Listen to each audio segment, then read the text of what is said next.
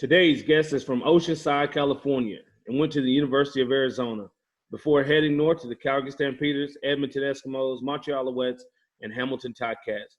He finished a 7-time CFL All-Star, 2-time Grey Cup champ, 4th on the all-time receiving yards list with 13,746 yards, was the first receiver to go over 1,000 catches in their career in the CFL, finishing with 1,006. He has the record for most straight 1,000-yard seasons with 11 and was inducted into the 2011 CFL Hall of Fame. Welcome to the show, Terry Vaughn. Thanks for having me, Nick. That sounds good, man. When's the last time you heard all that? It's been a while. You know what? It's funny. I've never been a person that pats himself on the back. So, you know, I never say those things out loud, I guess, you know. Usually friends or family give me compliments and stuff in regards to that, but, you know, I've never kind of boasted about it. Has the kids ever watched you play? Do you ever go back and show them film or?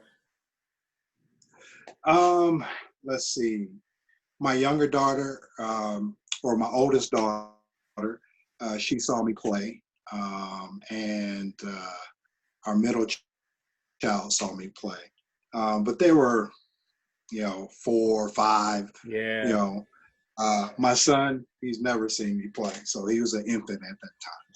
Yeah, my daughter was 2 my last year in Montreal, so she'll never remember it. But then sometimes when I come on TV or something, they put an old game on or something like that, she'll be like, "There's Daddy." So at least you can recognize me out there. Yeah, well, that's good. Yeah, my kids, my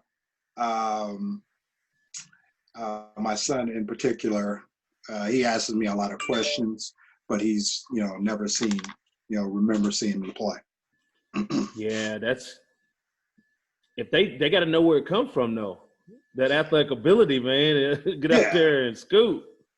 No, he understands that part of it, you know. And I explained to him, you know, because I played soccer as a kid, you know, like he plays now. And I was good at soccer. Just when I got to high school, it wasn't cool to play soccer anymore.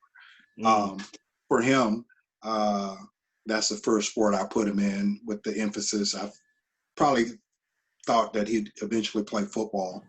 It never occurred to me that he would fall in love with soccer, you know, and that's kind of what happened with him. So he's had some success in soccer, huh? Yeah, he has. He's a pretty good player.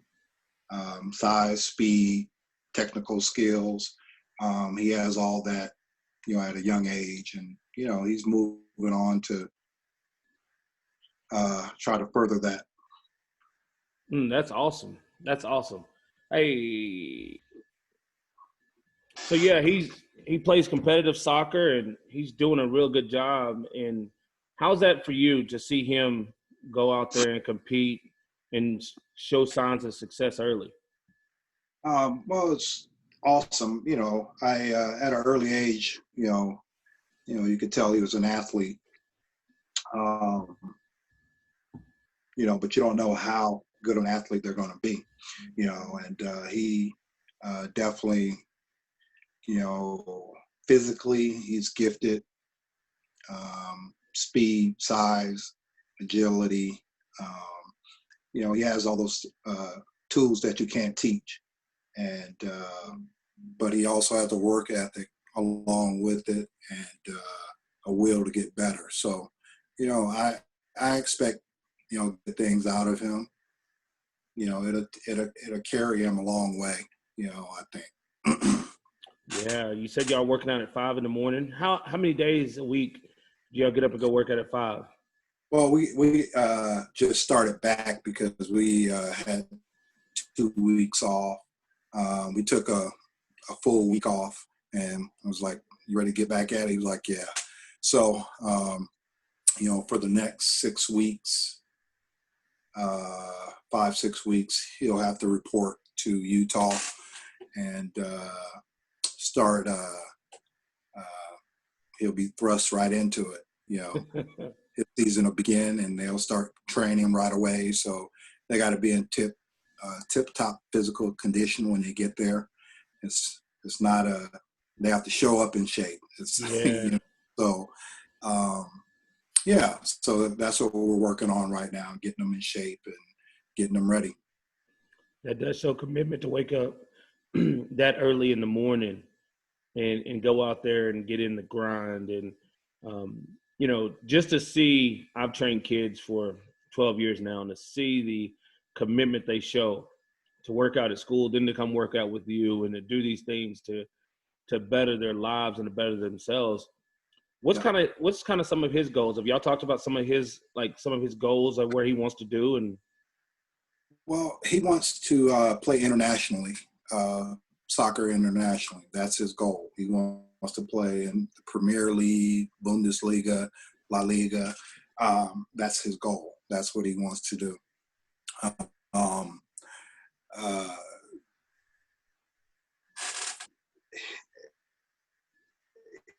He has the physical tools.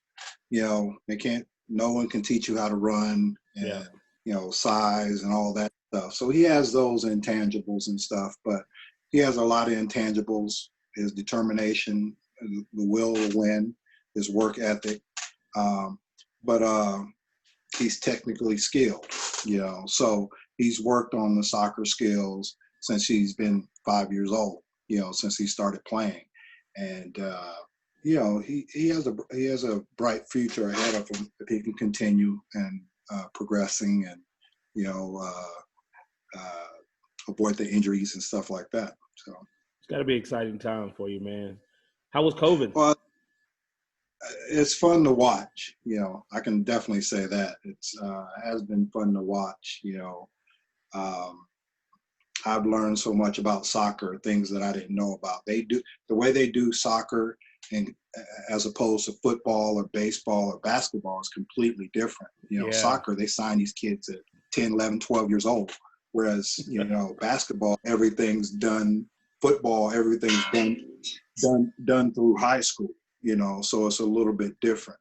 Yeah, my sister plays college soccer right outside of Oklahoma City.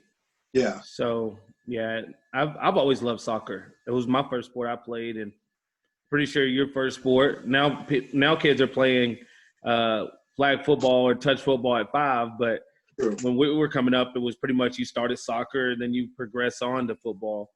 Yeah. But yeah, I've always loved soccer. Do you have a favorite team in the Premier League?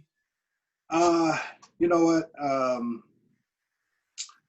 don't know if I necessarily have a favorite team. My son's team is Liverpool, but congrats. Tell him congrats.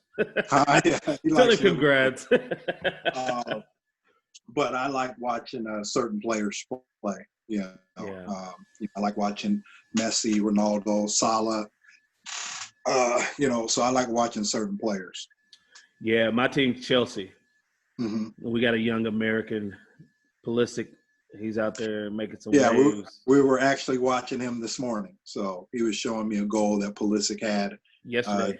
The left foot. Just recently. Yeah, the left foot, short side. Yeah, we were watching that, and we were actually working on that on the field today. So awesome. So he likes Pulisic as well. Yeah, like growing up, I was always a Didier Drogba fan. So it was actually cool because he came to Montreal when I was in Montreal. Cool. So I got to meet him and go to the games and watch him live. And yeah, I love soccer, man. It's such a great sport. When you're out there training, do you run around with him? A little bit, but I'm usually more so coaching him. Sometimes we train and, like I said, I set him up on his drills on the things that he needs to do. And I'm usually training a kid, a wide receiver, a couple feet away, Okay. So training one of my friend's kids, and he's pretty talented in football, and working with him. That's awesome, man. You give it back. Try to. What do you like the most about training kids? My belief is, you take a kid who doesn't have all the physical attributes, but you teach him the basic fundamentals, and that kid can go out on the high school field and dominate. But he doesn't necessarily have to have all the physical tools that you want in a kid. But then you take a kid who has all the physical tools and you teach him right, and you teach him the fundamentals, that kid is literally uncoverable on a field. Yeah. You know, so I like that part of it.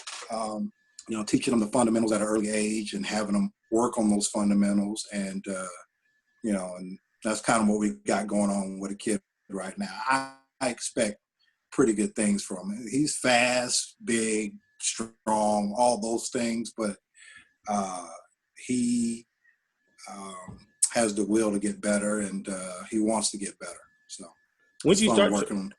When did you start training him? Did you do it while you played, or is it something you've done since you've done? I started training kids, you know, on and off, probably after I started, once I retired and stuff. So, but him specifically, me and his father played together in college and U of A. And so he like, hey, TV, can you train him? I was like, look, and I was like, sure. And so we started working out, and yeah, so it's kind of the thing we do. You know, I like working with him. I'll work with, he's only, him and my son are the same age. They're going into 9th grade. So he'll have 3 years of high school that I'll be working with him. So that's awesome. Yeah, that's so great, man. Yeah, I started actually training in 2008, right after we won the Grey Cup. Mm-hmm. Or I guess it'd be really 2009, spring of 2009 when I started training kids. And yeah, man, it's such a blessing. I felt like it helped me so much because it took me back to the basics, right? Just teaching them how to attack a DB and do different things. Do you just train receivers, or?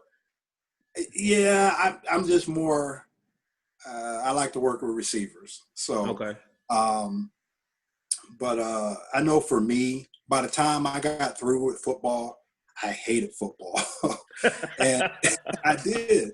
You know, the crazy thing is the only thing I enjoyed was game day. I hated practicing. I hated the training, you know, but you do those the necessary because evil. you know those you have to do that. Yes. But I truly disliked football. I hated the financial side of football and the business side of football. I really disgusted me.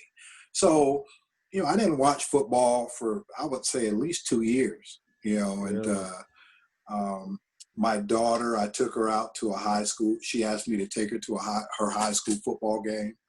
And I took her and watched the game and kind of fell in love with it again, you know, and, you know, started watching it slowly but surely again and stuff like that. Once I was able to get away from the football altogether, you know, I started watching college football and professional football again.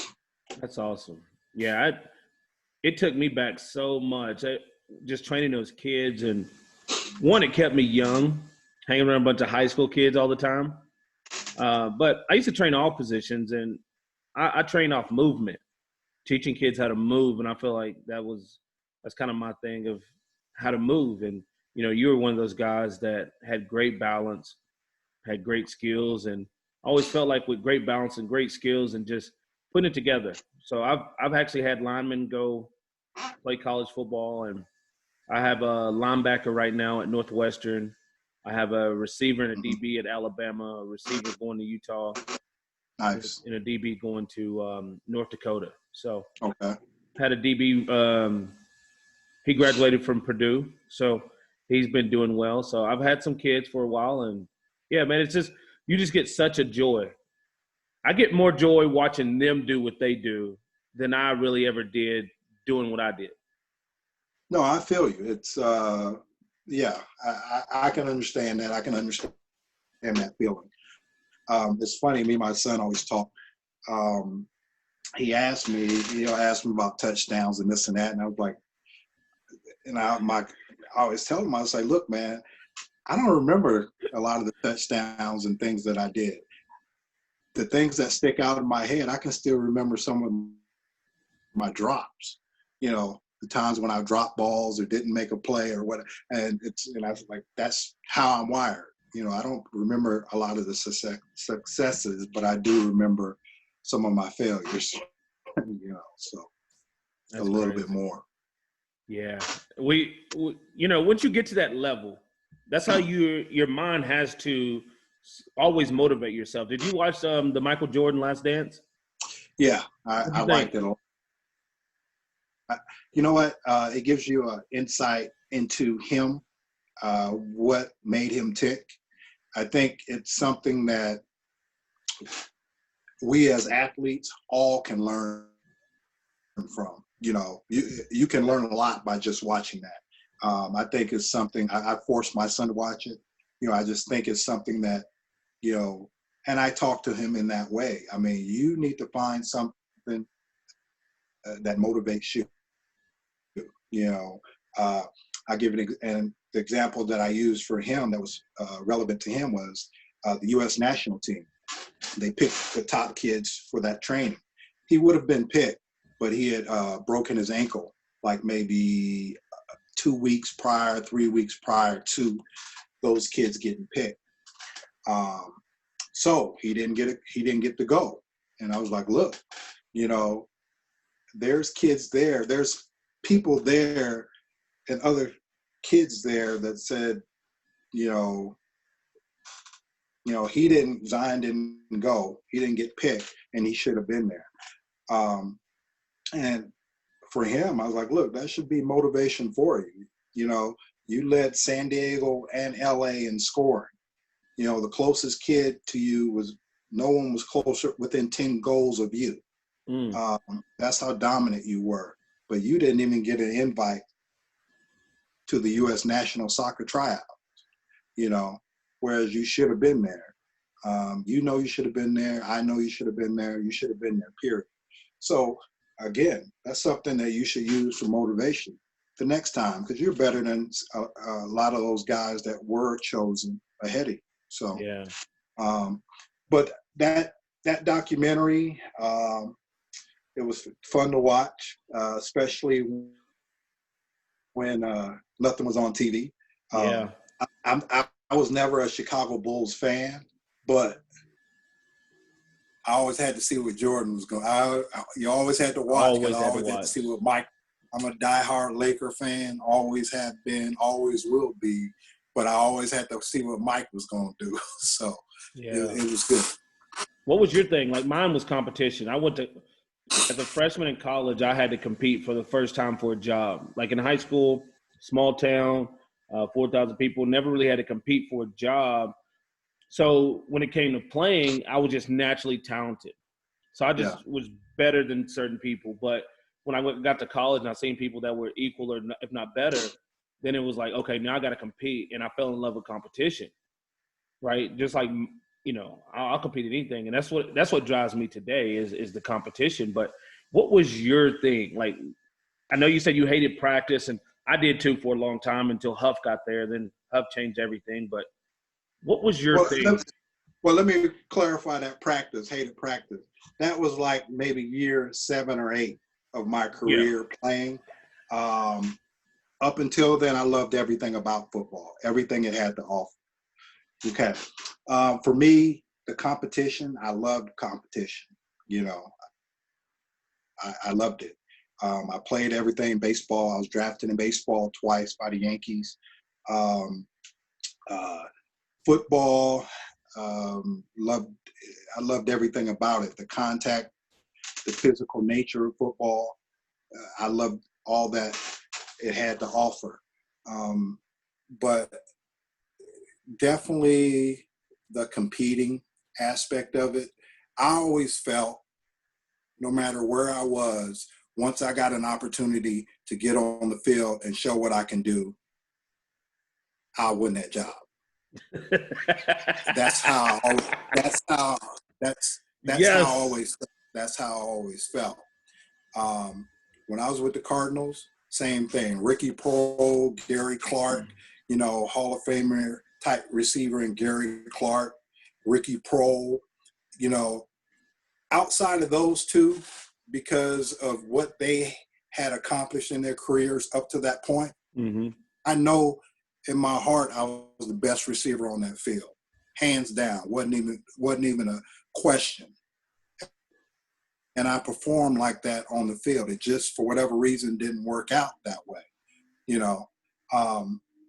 But going up against Aeneas Williams, who's a Hall of Fame defensive back, and when you can spin Aeneas Williams around like a top and, you know, make catches on him, make plays on him, that gives you a lot of confidence that, you know what, oh, I can do this, you know. So doing it against, you know, guys of that caliber consistently let me know I can play anywhere. It didn't matter where. Just so happened my opportunity or doors opened up for me in Canada more so than when I was with the Cardinals. You know, so. Well, let's go back to high school or it's getting started. What age did you start playing football? I remember I was playing in Pop Warner. I can remember I was a tailback then, and you know, that's awesome. the league that I played in was on the military base. So the crazy part about it was I could have played in the under 9 division, and I was 9. I was too talented for that division. So I played in a division from age 10 to 18. Oh, wow. So, yeah. So you had dudes in there with full-grown beards playing. How you put a 10-year-old on the field with an 18-year-old? I kid you not. Now, I was our starting tailback at 9, and I think that season my longest run was maybe about 15 yards. Again, because the age different, you know, you're playing against 18-year-olds or what have you. But what it did allow me to do was, you know, it toughened me up. You have to learn how to compete. Yeah. You know, yeah, they're older than you, they're bigger than you. Okay, you got to use what you got, you know, and I was still able to compete with those guys. But the disparity in age was crazy. Was crazy, you know. But I can, you know, those are my first memories of football. What was your favorite sport growing up? I know you played all of them. Yeah, I did. I love baseball. Football is still my first love, ultimately. But I did love baseball. I love baseball because, you know, my dad liked watching me play baseball. That's the sport that he wanted me to play, and that he got me into at an early age. You know, I played it in high school and played it in college until I tore my ACL, and I didn't play anymore. But baseball, you know, I was a pretty good baseball player. In San Diego, when you're playing in San Diego, each week there's nothing but scouts at your game with clocks. Yeah. You know, there's so many scouts down there at every high school game in Southern California. There's always some 80-year-old, 70-year-old scout with a stopwatch in his hand. You know, so you were always under the watchful eye of scouts, and you know that's kind of fun at an early, you know, when you're playing at an early age and stuff, and but I did love baseball as a kid. What position? Short? No, I was a center fielder. Center fielder. Wow. Yeah, go get it. So I grew up playing shortstop. Yeah. I went from third base to catcher to center field and left field, but mainly center field. I got hit by a pitch. I was playing my freshman year. I was playing on JV, and I got hit by a pitch in the calf muscle, and I was like, I'm done. I went from I was always bat like first, second, or third in the lineup. Like I was small, but I wasn't. I was like 5'1", 115 my freshman year. I used to always I could get on, but as soon as that got hit by that pitch, By the end of the season, I'm batting 8th and 9th. I was like, my baseball career is done. It's funny. Like we were really good in baseball. We were led, four of us, me, Kenya, Jerry, Andrew. Four of us played, but four of us were football players. We all got drafted in baseball, but we were football players first. We were great, just good athletes, and two of the four actually signed baseball contracts, minor league deals, and continued a baseball career. The other two of us, went and played football. But baseball is one of those sports. If you can run and throw, they don't know how to teach you. They can't teach anybody how to run, yep. And they can't teach anybody how to throw. Their philosophy is they can teach you how to bat. That's their philosophy. And so I could always run and throw and hit. And, I like baseball was cool. I liked it. That's awesome. So then you getting to Arizona from San Diego or Oceanside, like how did that come about? Did they offer you where you could play both, or how'd you pick Arizona? You know what? At that time, the dominant schools in college football were Colorado, University of Washington. Those were the dominant programs at that time. I always wanted to go to UW, University of Washington, until I took my trip there. My trip was just awful. My recruiting trip was awful there. It rained the whole time I was there. I was in a trench coat the whole time. And I could deal with that part of it. But Coach James, they had Derek, I can't think of it, Derek Lewis or whatever. He was their starting tailback. He was going to the pros. And then they had Bean O'Brien and another running back called Jay Berry. And I asked the coach, say, hey, if I'm better than Jay Berry, will I get a chance to play? He was like, no, you got to wait your turn. I was like, so if I'm better than the guy ahead of me, I can't play? He was like, no, you got to wait your turn. We're trying to build stability in the program. And I don't know what he said after that because everything just shut off. It was like, wah, wah, wah. Well, I didn't hear nothing else he had to say after that, So, but I was recruited by, pretty much everybody in the Pac-10 and, some Big Ten schools and stuff like that. But I wanted to go to a school where I wanted to help them win the Pac-10 title, or I wanted to be on the team or be part of that class that helped them do it.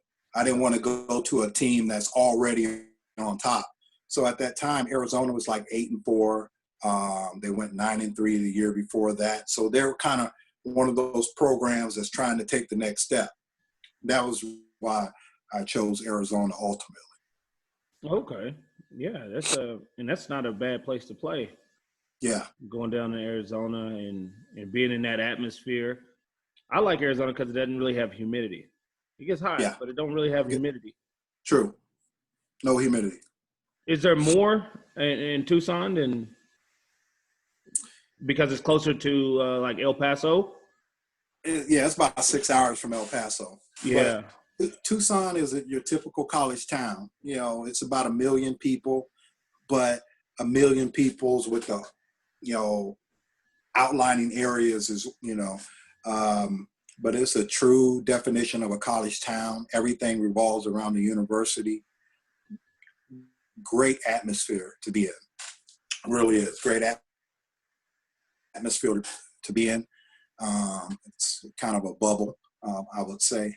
But I love my time in Tucson. It was a great experience. Now, did you get recruited to be a running back or receiver? It was a running back, but I did get recruited to play baseball there as well. But definitely a receiver or a running back. when I was there, the first practice I had as a freshman, we were deep at running back. And so our head coach came to me and said, hey, you know, we're going to try you a receiver today. By the end of the day, by the end of the practice, I was named as the starting receiver. Oh, that's awesome. So that was a true freshman. And at that time, I was the first true freshman to start in the Pac-10 in like 20 years. So that hadn't happened in a while. So, so I started as 18 years old, just out of high school. And yeah. Do you remember the transition? Because like I tell people all the time, running backs playing receiver is so hard, even the talented ones, because running backs work in small spaces, right? Mm-hmm. So it's shorter steps. Receivers have to elongate their steps. So the faster you can run without taking small steps helps you be a receiver. Yeah. But running backs have to work in such small spaces, they don't really have open strides. True. So do you remember that transitions from when you went from running back to receiver, and was it natural? Well, catching the ball was natural. Playing baseball, the hand-eye coordination. Yeah, I could catch a football with my eyes closed. That wasn't the problem. Now, what was the biggest transition for me was, again, my running back mentality. Putting moves, vision. I had the vision, but I had to learn how to incorporate running routes with, the moves and stuff like that. So what I got caught in initially was, hell, I throw 1,000 moves and I hadn't went nowhere yet. So yeah, so I had to learn that aspect of running routes, my God-given abilities and meshing that with running routes and, being allowed to be creative in my route running ability. So that's what I worked on. And once I was able to work on that, I was good. Like I said, you can come press me, press coverage or whatever. That's not going to work against me. I'm too quick for it. But my running back skills definitely helped,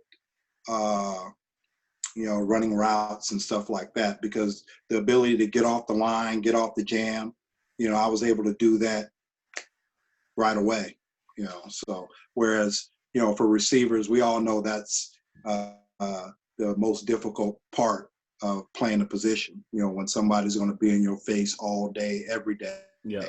And you got to be able to beat this guy consistently off the line. Yeah, that's different.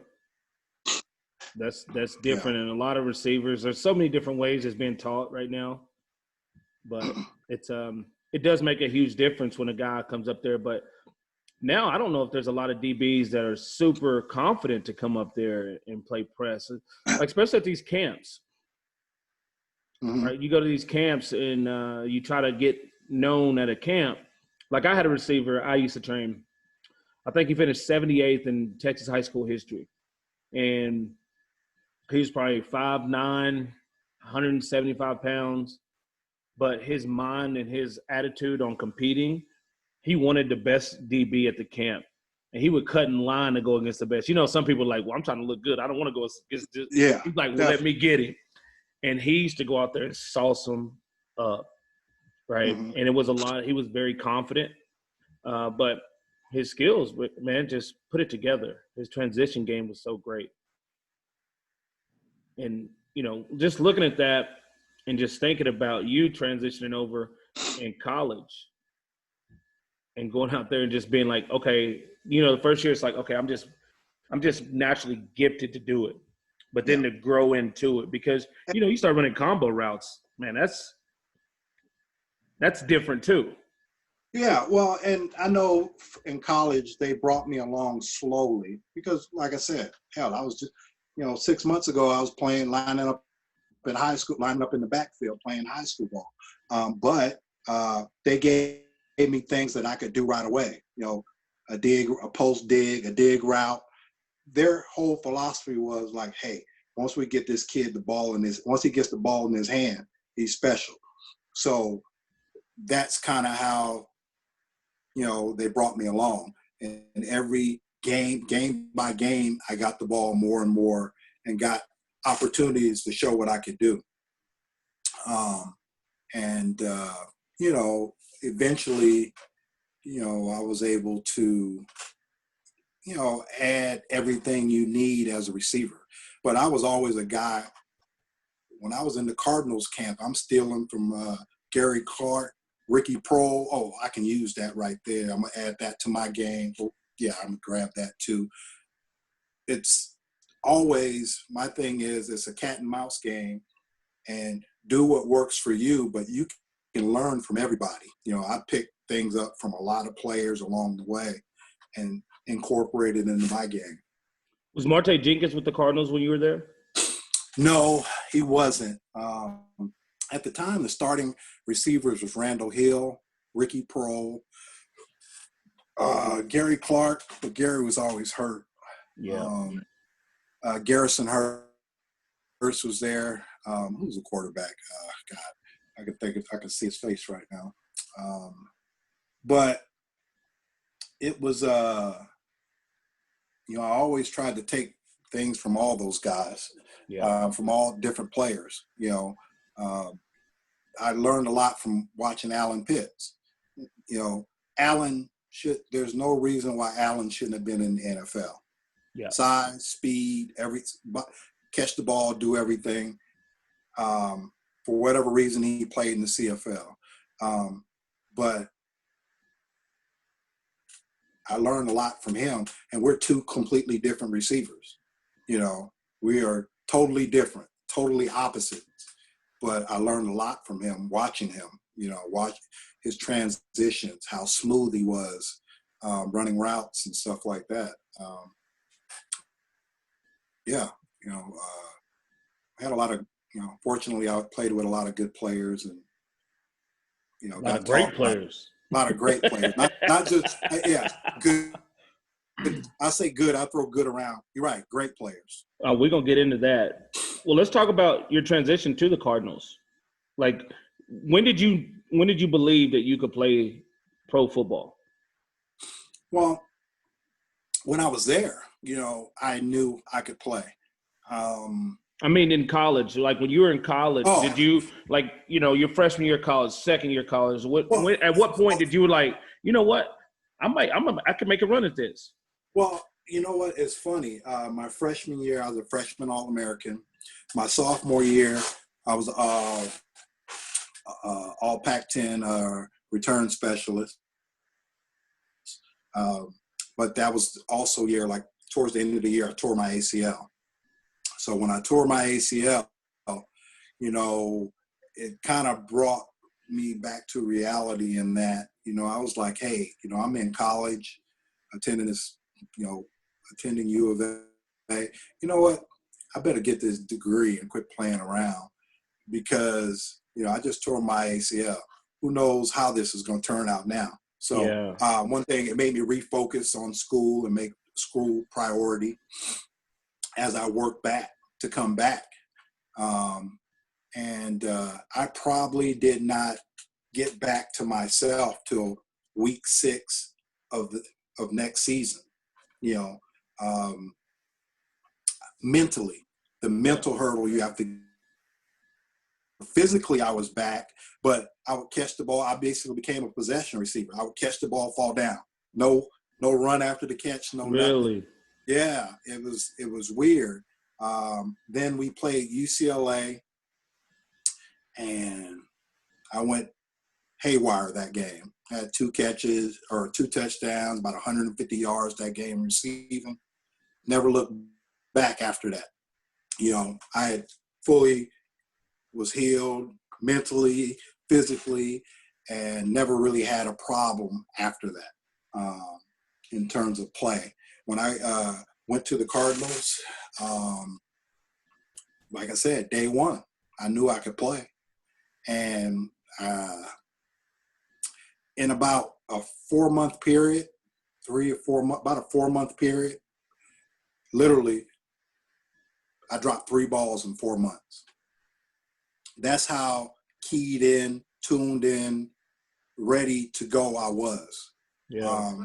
I was ready to play. And when I got a chance to play, I balled out and played well. But that gave me the confidence doing it at that level. I knew I could play. I remember playing against Jackie Kellogg. Jackie was with the 49ers at that time. He was in training camp with the 49ers at that time. But it's funny. That gave me I know I can play. You go up against a Hall of Famer, Aeneas Williams, every day. Yeah. And even he's like, hey man, this dude, he can play. And the crazy thing was, we had another person from my college who was drafted number 2 in the draft, or he was drafted in the 2nd round. And so I went there as a free agent. And when they saw us, they was like, you must be the 2nd round pick. They thought I was the second round pick. No, really. They thought I was the 2nd round pick, because it was like, every day he go out there and do something every day, in camp. So, but no, I was the undrafted free agent. It's crazy because they look at your height, man, and they look at your size, and the NFL is so prototype. Yeah. Right, especially with the draft. Yeah. Right. I always say the first round is potential. First round's all potential. Like freak athletes that might not ever be better. But then if you look at the 2nd through the 4th round, those are your 10-year vets. Yeah.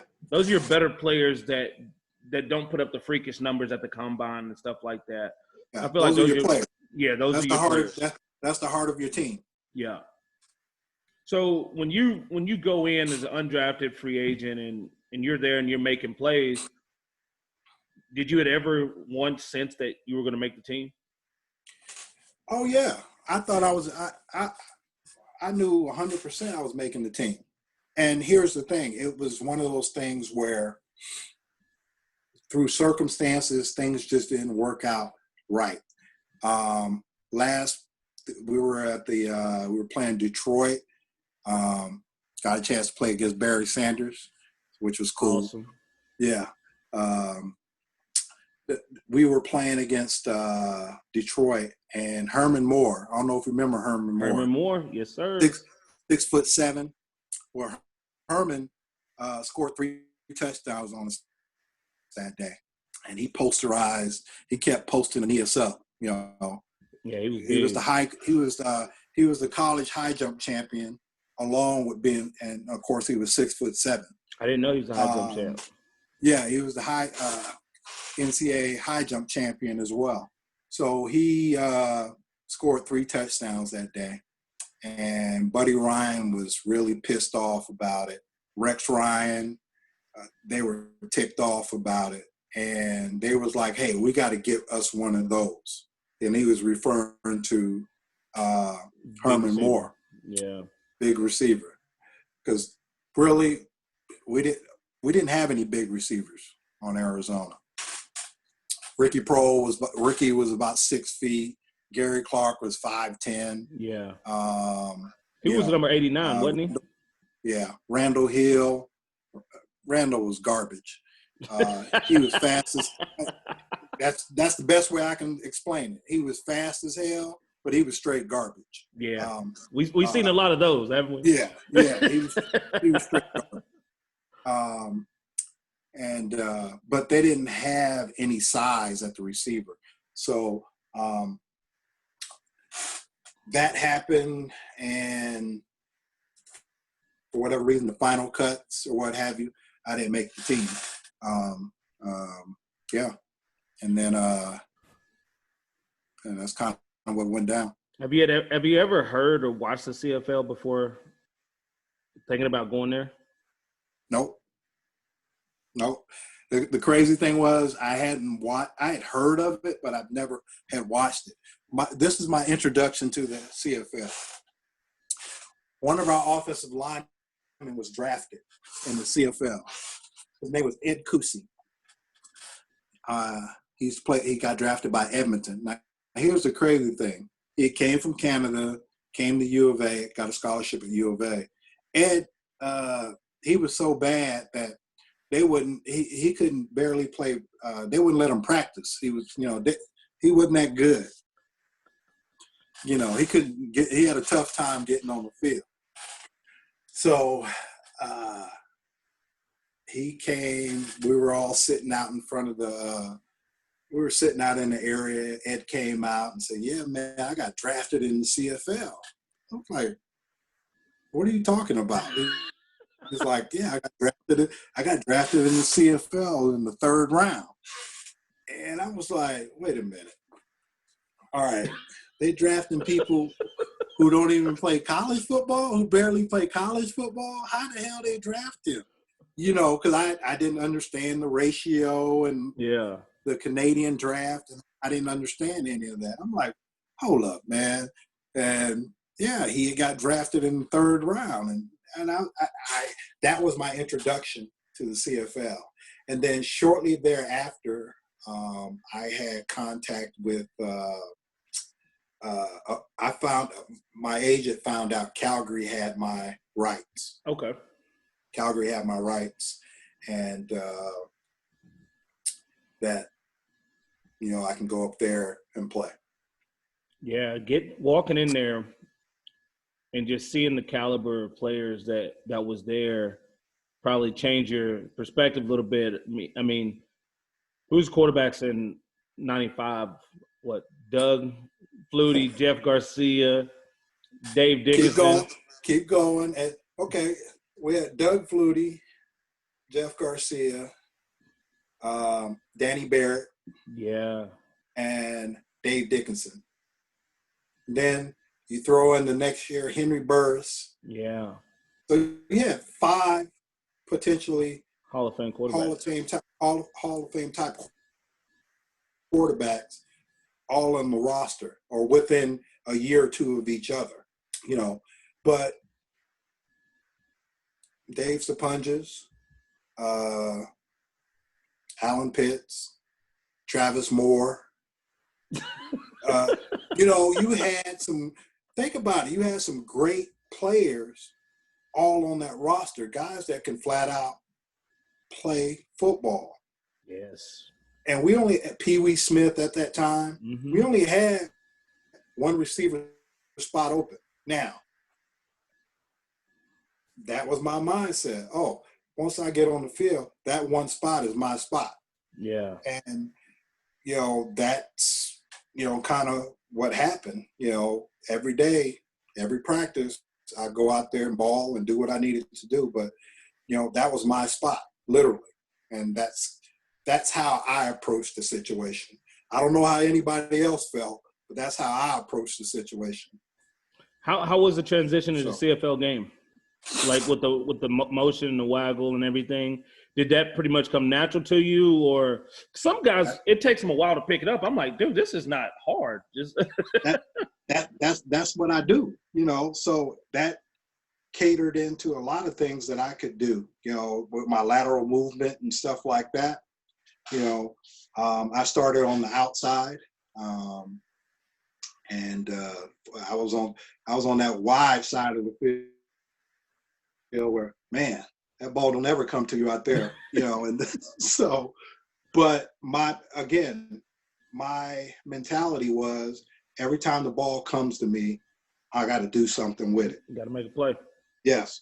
And that was always my mentality, even playing way far out there, so as I started to play and balls would come my way, it was like, dang, he caught 3 or 4 balls and he got 100 yards. Each ball I caught was a chunk play. Yeah. And it was like, wait, okay, well, we got to find a way to get him some ball, get him some more balls, get him some more opportunity. So every now and then they throw a post in there for me. or post corner from the wide side of the field. They don't do that in the CFL. No. Only very few quarterbacks can throw it. Yeah, so they don't do that, but they would incorporate that a little bit, and like, hey, we got to get this kid the ball. So That's got to feel special to go in there with those guys, man, and just. Did you ever feel like you wanted to prove to them that you belong there, or was it all just about you? No, I always felt like that. You want to be accepted by your peers. Yeah. Yeah. We all want to be accepted by our peers, and so you work hard. I saw what Alan would do and how he would work, and I took my cue from him. Hell, if he can do it, I can do it too. And never. My thing was never resting on having a short memory. What I did last week don't matter. Yeah. What I did last month don't matter.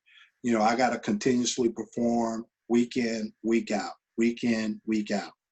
And that was just my mentality. Short memory, keep playing. I always had the mentality that if I'm out on the field, I'm going to make plays. Yeah. Period. That's my thought process. I know I can play. I'm confident in my abilities. Yeah. It's and it's so crazy because I see receivers. Some guys are the main attraction, right? The number one guy on the team and the number two guy is so far behind him.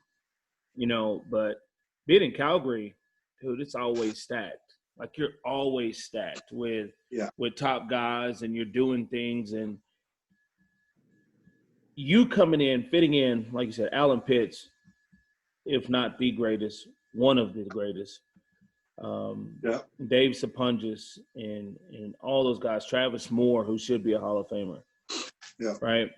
All those guys that are there, and you come in and fit in and not get 1,000-yard seasons, but stack 4 in a row. How did you move to Edmonton after that? What happened? What shit on the parade? Well, here's the thing. This is what I knew. So I came in a year before Travis, a year before Kelvin Anderson, a year before Jeff got to play. So Jeff got to play my year. So it was about 7 or 8 guys, 9 guys, who of the 9 guys, we all were all-stars. And most of those guys had the same contract. I was already making more money than them. And so I knew I was going to get my next contract, I'm going to get boosted up to a different level, whereas all those other guys, they're all going to get boosted up at the same level, across the board. So I kind of saw the writing on the wall that, I'm not going to get paid what I should get paid here, because there's too many guys that got to get paid right now. It was just too many guys. I had a contract in hand. I'm going to Saskatchewan. I get a call from Hugh Campbell. He was like, "Hey, Terry, let me," in his soft voice, let me. I know you're going to Saskatchewan. I need you to come here and see me before you go. Well, I never made it to Saskatchewan, and a couple hours later, I was doing an interview in Edmonton. Joining another all-star cast. So, and even then, when I think about it, we were, we got a Kez McCorvey, who was sneaky good. Kez McCorvey, did Jason come that year? Tucker. Jason Tucker was there. Ed Hervey. And Ed. Now, Ed wasn't the Ed Hervey that we came to know. Ed was transitioning. Ed was so fast that no one thought hey, maybe we should teach this guy how to run routes, you know. And once we got Ed on that program on how to run routes and how to incorporate his speed and stuff, you saw what type of player he became, you know. But no one really spent time with Ed to show him the way how to be a receiver, how to run routes, how to use your speed to your advantage. You know, they basically said, hey, run a post, run the street. And that's all they ever taught him. Yeah. You know, we played against each other in college at SC. That's all they would send them on was a 9 or have them clearing out. But they never really taught him how to play the position. Ed was keen on learning how to play receiver. And once he was able to learn how to play receiver, hey, he was a force. But we kind of gelled around each other. You know, I'm a big proponent of there's a lot of guys who play receiver who want to be the guy, but can't be the guy. Yeah. You know, when it's their time to be the guy, they feel miserable. Yeah. When I came to Edmonton, it was my time to be the guy. I had been in Calgary for 4 years, you know. Fresh off a Grey Cup win. Yes, fresh off a Grey Cup win. I'd always been a side note to Alan Pitts, Sapunjis, Vince Danielson, you know. Yeah. So it was my opportunity to see if I could be the number one guy. And I understood that. And now I'm going to be playing the slot. Yeah. Think about it. All this took place. I hadn't played the slot. You know, I still hadn't played the slot. Now you give me, you gave me a two-way go? I'm going to be dangerous now. You can't stop me now. You give me a two-way go? And then things kind of worked out for me, you know, playing the slot position, and things kind of took off for me. And we were able to incorporate really good receiving core, a good group of guys. And we all played off of each other. You know, I've never been a guy that bitches and complains about not getting the ball. As long as we're winning, I'm okay. The only time I would complain about not getting the ball is when, hey, we need to start getting first downs and getting us going. I need the ball right now. Give me the ball so we can get us going, so I can get the engine going. Once we get the engine going, we can incorporate everybody. Yes. You know, otherwise, if other guys were making plays, if Jason was making plays, Ed was making plays, Kez or whoever, I'm cool. We're moving the ball. We're putting the ball in the end zone. We're scoring balls. We're blocking, moving ball. I'm great. I'm always great. You know, so that's kind of always been my persona. I was always a team guy. You know, team first guy. And that's always worked for me. Yeah, I was always a team guy too. I think a lot of people thought I was a bad teammate because of what I would say in the media, just how I like acted sometimes. But it was all like a character I'd built. But in the locker room, everybody knew me and everything, and everybody knows that I'm the first one that's ready to block for my teammates. It's ready to, you know, I'll run a clear out faster than I run any other route because I understand the importance of it. Yeah. You know, so, but I'm with you on that. You know, I don't think I've ever complained about getting the ball when we were winning. Yeah. It's just when you're losing and you know you can make a play, like give me an opportunity to go make a play. Yes. Like let's go get this. And I think Dave understood that with me. And there were sometimes if we didn't get a first down, like 3 or 4 drives, and it'd be second down, he'd be like, "I'm gonna put you in the flat. Just get the ball to him and make it happen." Like so. Yeah. And speaking of that, like the yak yards, you were known for the yak yards because when I came in the league, it was like, okay, you're just like Terry Vaughn. You can break tackles. You can run after the catch. Do you attribute all that to growing up as a running back all your life? I was the biggest Walter Payton fan there was. Walter Payton, Barry Sanders. I was their biggest fans. So everything for me, football was, hell, what are you supposed to do with the ball when you catch it? You know, I'm trying to score. I'm trying to get in the end zone. Yeah. You know, that's was my mentality. And that mentality played out on the field. And when I think back on it, maybe sometimes to my detriment, there's a lot of hits that I've taken over my career that I probably should have stepped out of bounds or shouldn't have took that hit. And I probably could have played a couple extra years because the accumulation of those hits over the years. But that was, as a running back, you don't go down. Yeah. You're not supposed to go down. And that's how I played the receiver position. I did not go down. That was not my makeup, you know. So,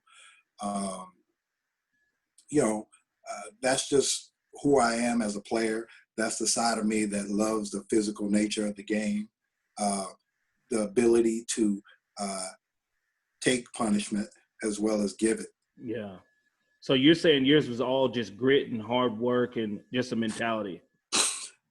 And hell, I'm 5'9", low to the ground, low center of gravity. And because you used to face my up lateral on them. movement. Oh yeah. You used to turn, you used to catch, face up on them. Yeah. And then Yeah. But my low center of gravity, I'm going to break tackles. Guys are going to bounce off me.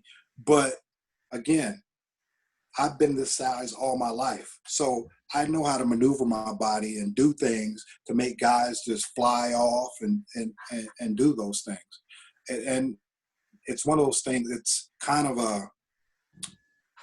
an innate ability. Everybody can't do it, yeah. you know, type thing. You know, you look at Barry Sanders and you look at the things that he does. There hasn't been too many guys that have come along that can do the things he does. But you look at the combination of how he's built and put together, and, you know, everybody can't do that. Yeah. And, you know, I had that running back thing to where I could slip tackles and, you know, the lateral movement, you know, it's hard to do that, you know, to have that lateral ability. And I had that lateral ability. You know, that was, you know, I ran a 3.93 shuttle, you know, I could do that, you know, so I had that elite quality, that shifty. Yeah, that shiftiness, to whatever you want to call it. I had that. So that's special. That's special. You're so gifted and special. I had to break it down. I broke it down into, like, I'm a thinker.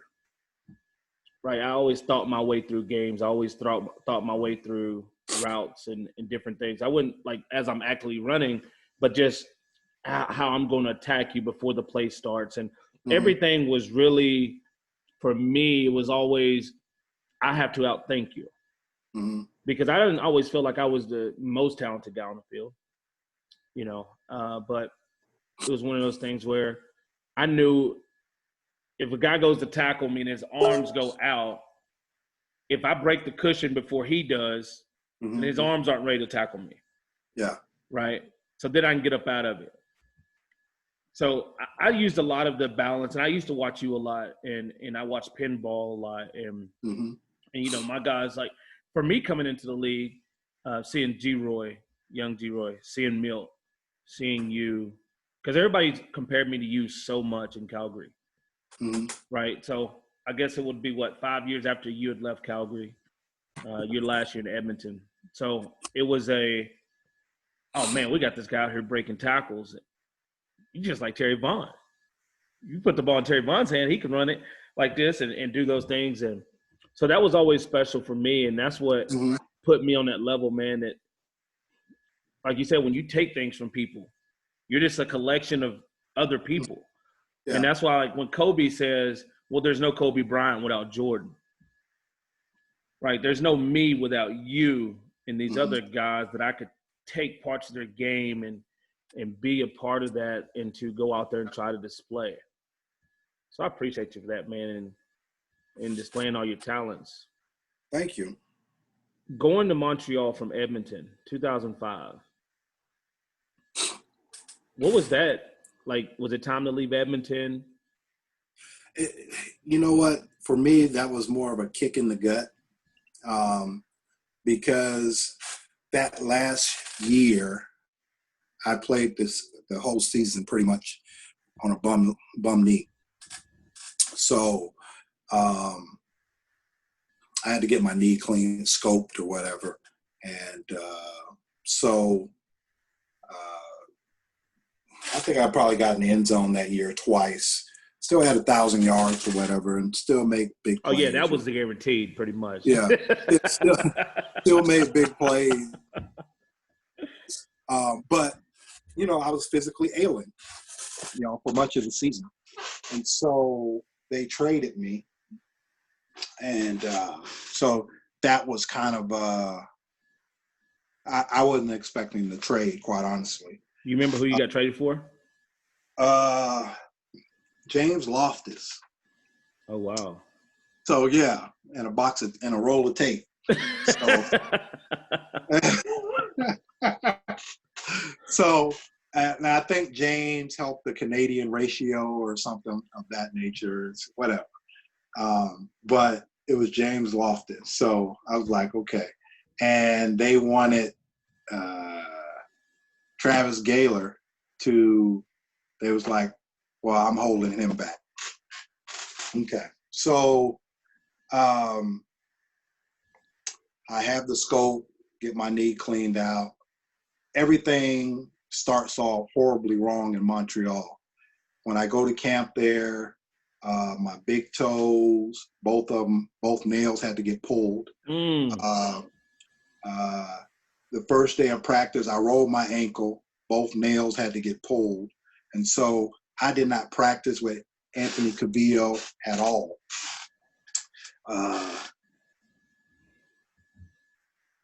The first game, I'm down. I'm scratched for the first game. The second week, we are playing Ottawa. We're playing Ottawa. So me and AC haven't really had a whole lot of practice time or anything. First game, I go and I don't know, I had about 10 catches, about 170 yards or whatever. And that's two veteran guys, not a whole lot of practice between us, just making plays. And, we jumped out on them like 35-7 or something ridiculous. And I think we ended up losing the game 42-43. Something, wow. It went into overtime. Yeah, it was a wild game. Point is, I felt that on me, I put a lot of pressure on myself. So I felt there was pressure for me to perform. They're expecting a lot out of me. I'm expecting a lot out of me. And I delivered. But I tell you what, I had nearly 1,200 yards that year. And that was probably the easiest 1,200 yards I've ever had. Was that because of AC? Because you had another great receiving core, Ben Cahoon, K. Watt.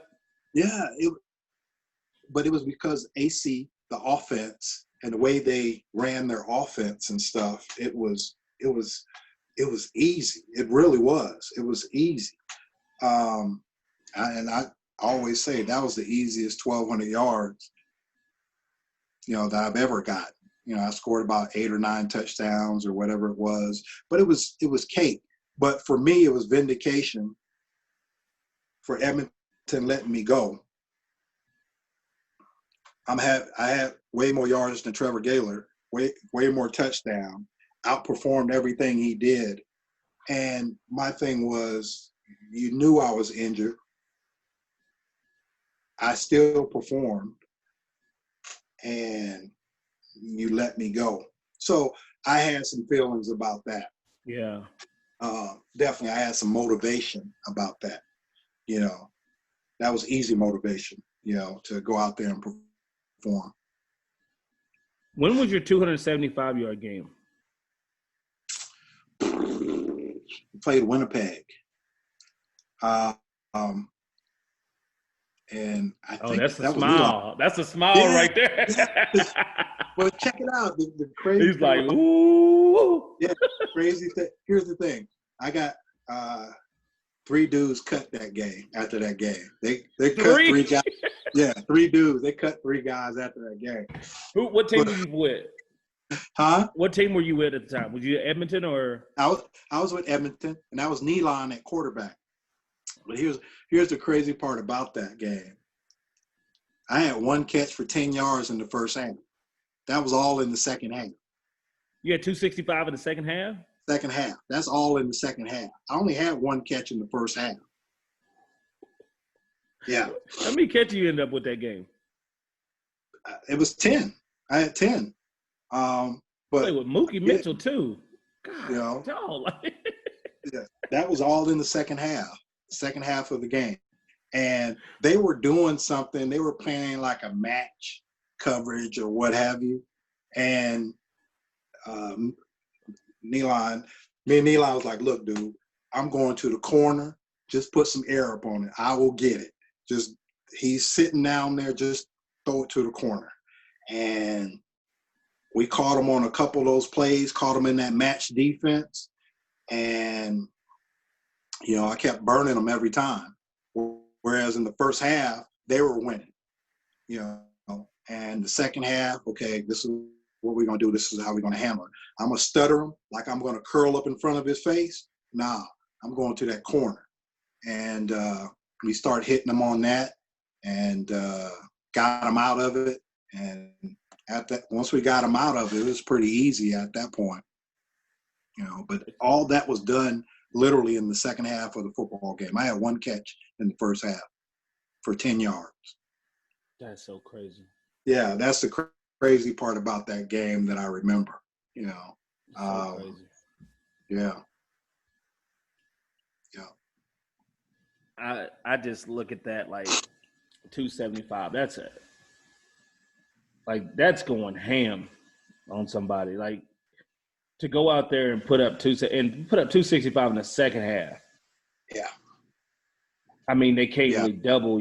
Like, 'cause you had too many receivers around you. Can't W. You got too many guys around you. Mookie, J-Tuck, Herb. Yeah.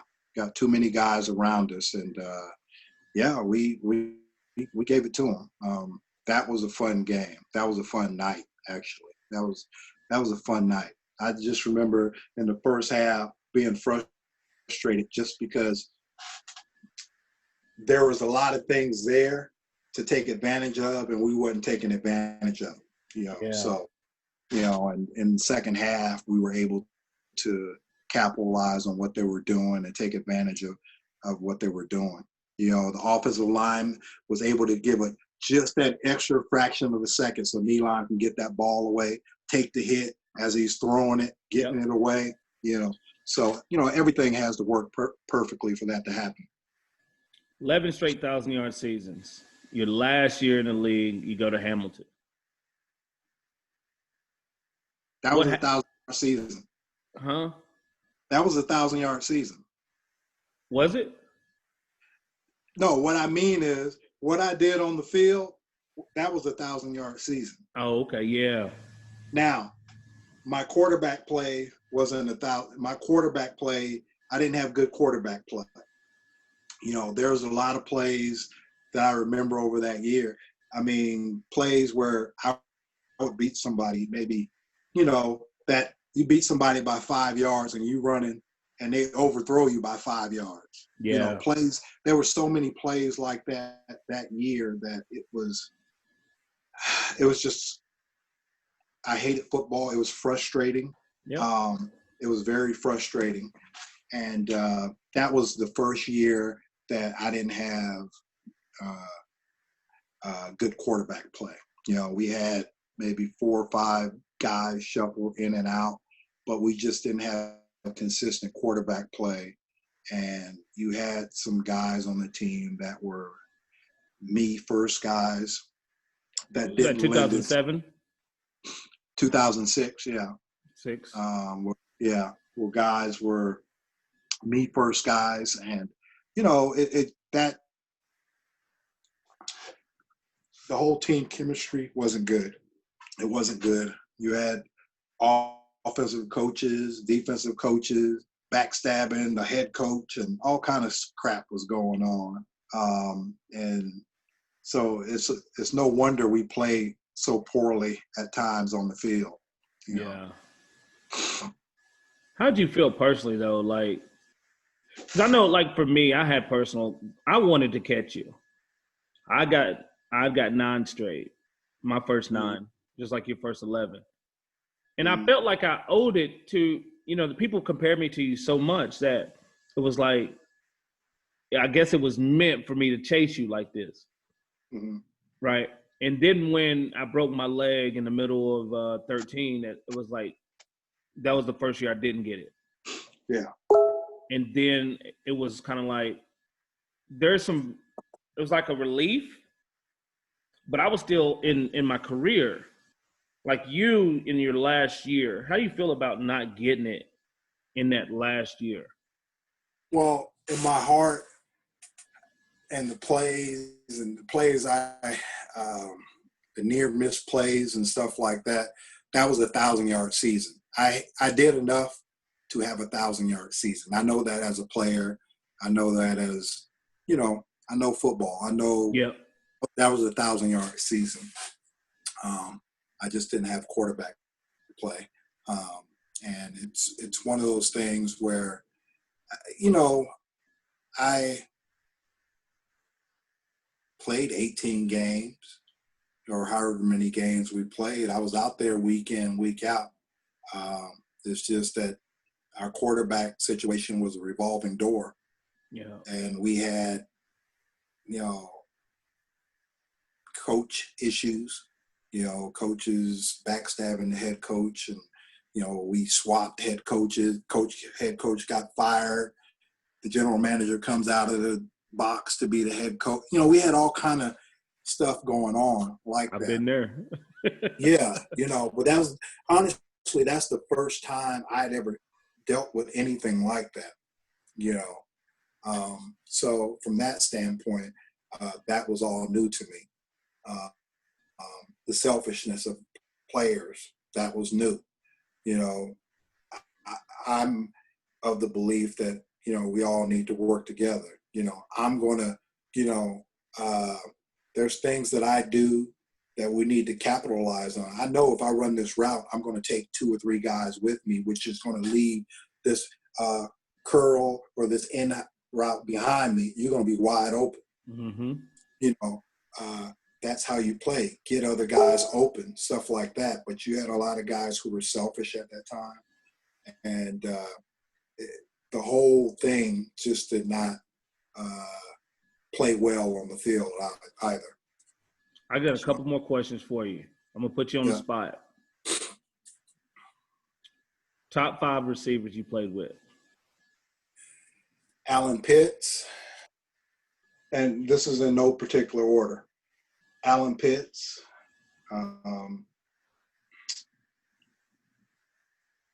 Jason Tucker. Jason is sneaky good. Jason, hey. He didn't even stick a corner route. He never stuck the corner. He just outrun you to the corner. Yeah. Jason was sneaky good. Yeah. Jason came up big in a lot of big games for us. Ben Cahoon. Ben's a player. He can ball. I like the way he plays, the way he works. I like everything about his game.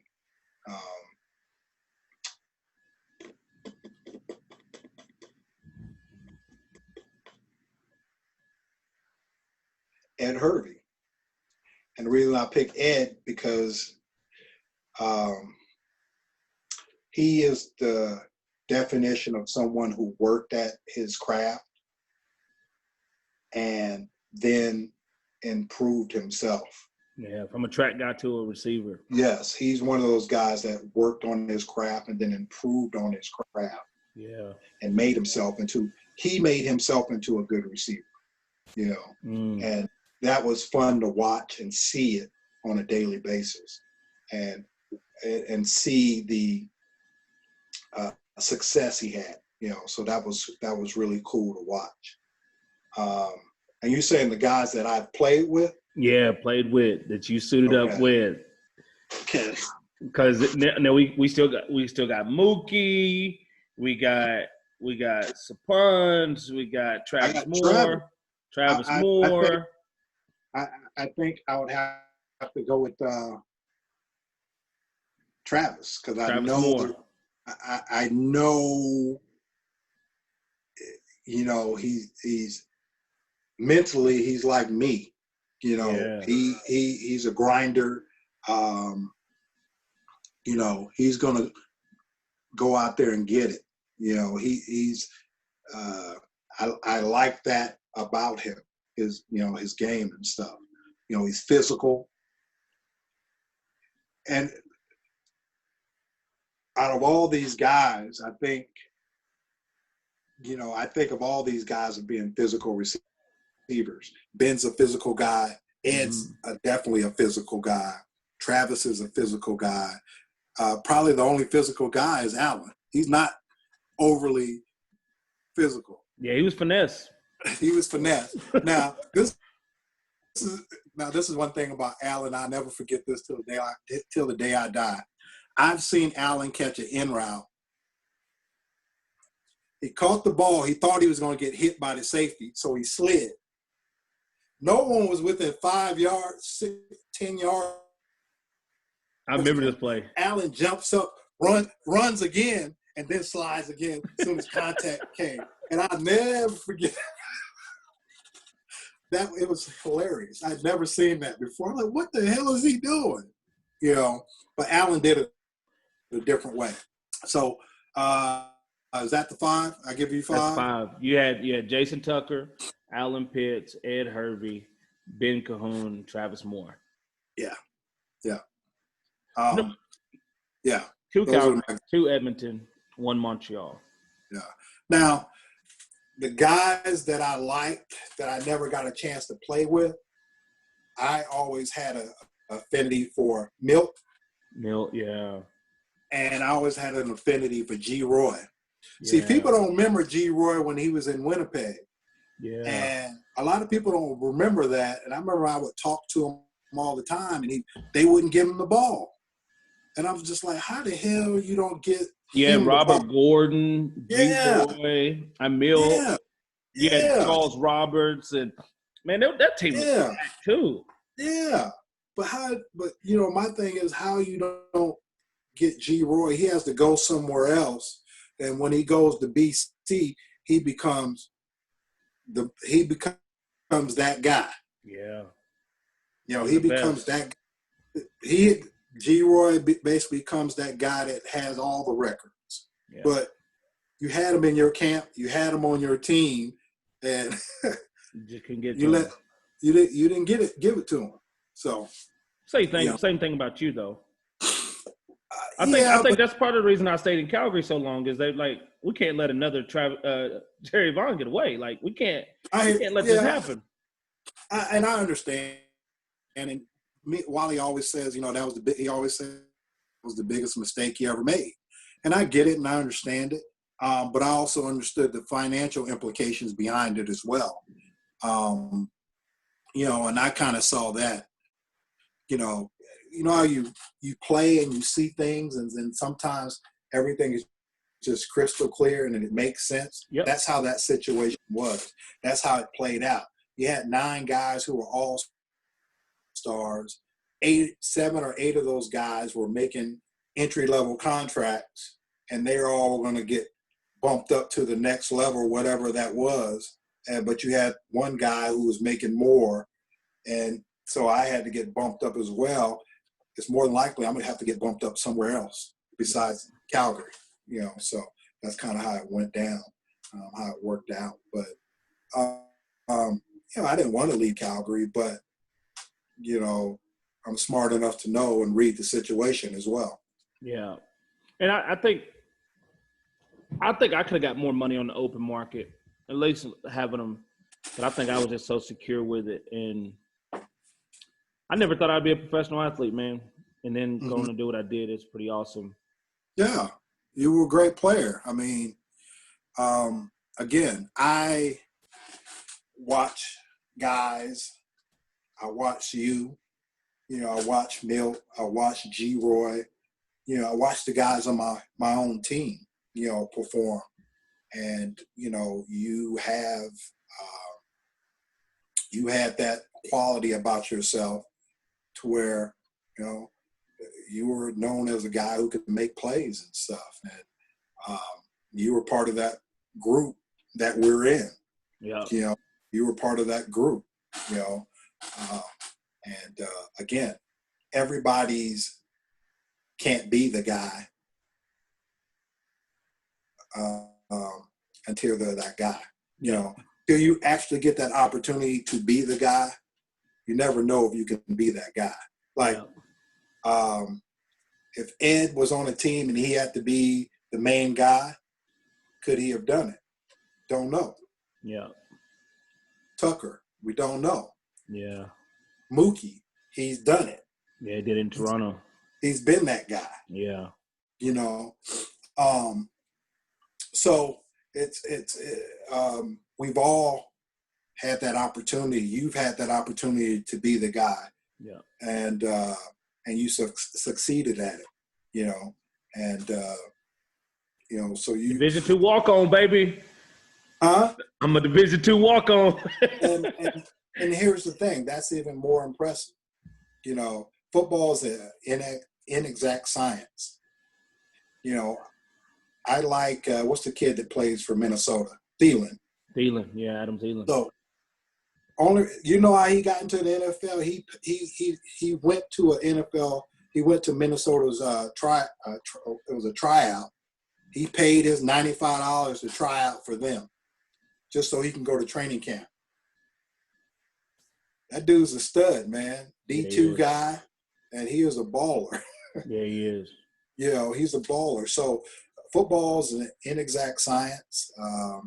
It is definitely the one sport that if you have heart and determination and you're willing to work, and first off, you got to be tough as hell. If you're willing to do that and you have those qualities, you can succeed in football. You can't judge a man's character or heart, what someone else has been through. Yeah. Top 3 quarterbacks.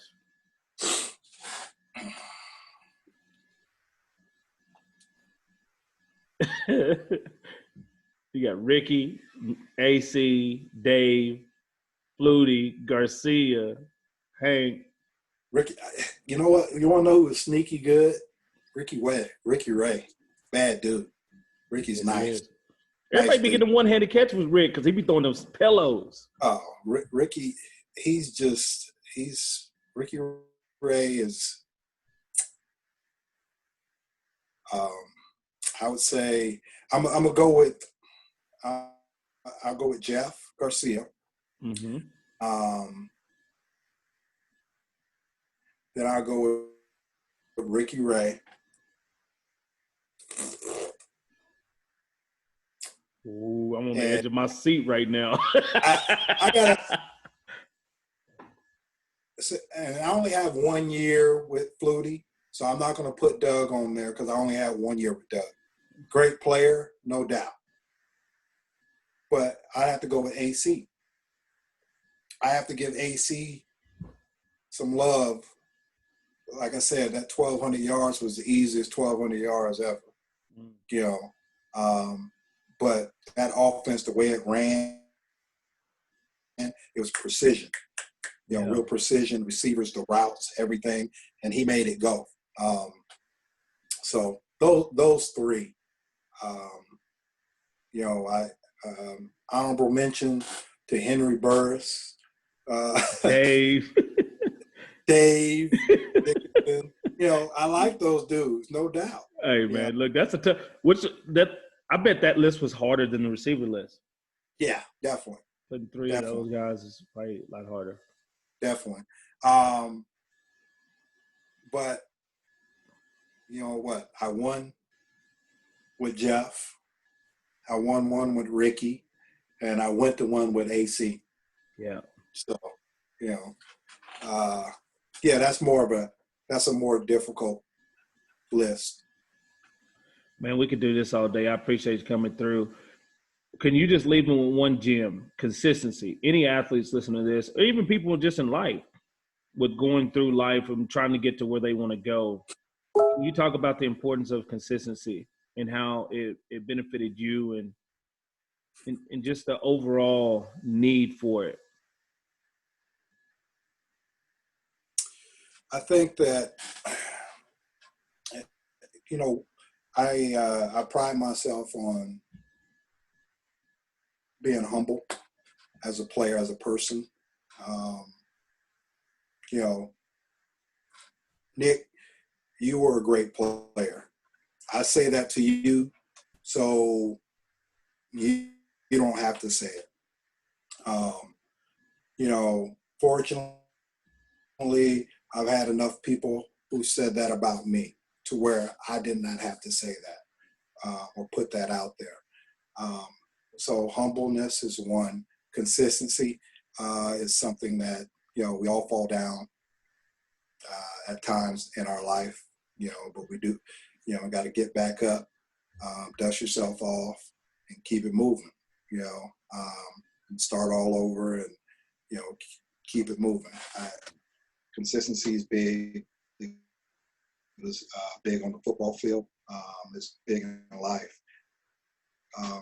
You've had that experience of playing football and the things that it's taught you in your everyday life. You know, I have so many stories and experiences that, you know, I pass on to my son. And just from football. Football is a great game. It teaches you a lot about life. You know, One thing about football is not fair. No. It's not a fair sport. Life is not fair. You know, things are not going to always go your way. You have to, in football, you deal with a lot of adversity as a player. In life is no different. You got to be able to deal with adversity and work your way through it. That's what our great game teaches us, you know. Yeah. So, yeah, I'll leave you with that. Man, that's awesome. You got any social media? I don't do social media that much. You know, I barely do Facebook. The only time I do it mainly is to keep in contact with family. And so, you know, every now and then I do catch up with you or come across a few people. But it's usually mainly to keep in contact with family on the East Coast and stuff. Yeah, I remember when they put you in the Ring of Honor in Calgary and you were out there in the car and we're coming out of halftime. Like, that's special, man. I really look up to you guys. You're a legend. You know, you've done so much, and definitely this is going to help so many athletes. Sweet. And just you know, with what you're doing with your son, to see the pride and the passion that you're displaying and pouring into him. And I wish him nothing but the best. And, you know, it's such a funny thing that we all go on these journeys and we all do these things in life and how we're all so connected. Yeah, you're absolutely right. We're all so connected. And I feel like it's my responsibility to try to share some of these stories and some of these great times and these great things. It's not just a 5-minute, how are you doing, but, you know, kind of relive everything. I mean, looking back on a Hall of Fame career and just all those different times, a 275-yard game. And I don't even know when was the last time you talked about that. Well, it's funny. I haven't. Right. You know, I haven't. You know, I don't. You know. So that was actually, this was awesome. It really was. Because I don't necessarily forget, but it's you have different things going on in your life, kids, wife, life. Yeah. But it is good to take time out and say, hey, wow, I actually did that. That was kind of cool. Yeah. That's really cool because, like you said, without you guys, man, there is no me. And I'm glad I had you guys to try to steal some of what you did to make myself better. And I appreciate your time. Appreciate you coming on. And if you have any last words to anybody out there. I would just like to say I appreciate you having me. What you're doing is great. Continue doing it. Continue working with young players, getting the best out of them. I'm going to continue doing the same thing, working with young players. You have a career to be proud of yourself, and you have a lot of knowledge, and keep passing it on. I'm going to do the same. Appreciate it, brother. All right, This has been man. another edition of the Lulu Logic Podcast, and we out. We out.